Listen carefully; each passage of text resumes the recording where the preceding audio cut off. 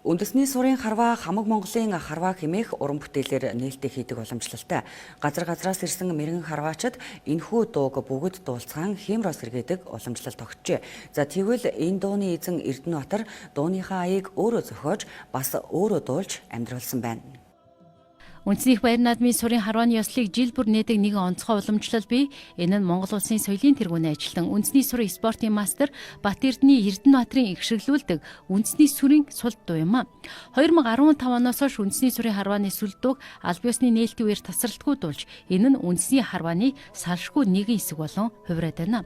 За баяр наадмын сурын харвааны нээлтийн үеэр ихшэглэх энэ дуу эртний харваачдын ёс заншил, их оронч үзэл, Монгол эрийн цэц мэрэгэн ухааныг магтан дуулдаг төдийгүй спортын үнцэнд өв уламжлалыг хойч үедээ түгээн дэлгэрүүлэхэд чухал үүрэг гүйцэтгэсээр иржээ.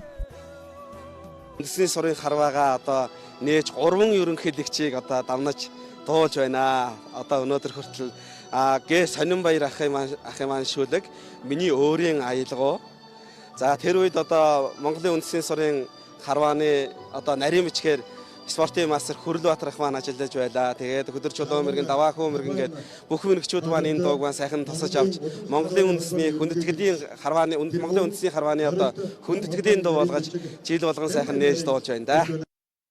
Инхүү сүүлийн 10 жилийн турш Бат Эрдэнэбаатарын хоолоогоор иршгэлсэн үндэсний сүрийн дуу баяр наадмын хамгийн хүндэтгэлтэй мөчүүдийн нэг болон тогтож үндэсний сур харвааны ёслолын салшгүй бэлэг тэмдэг болоод байна.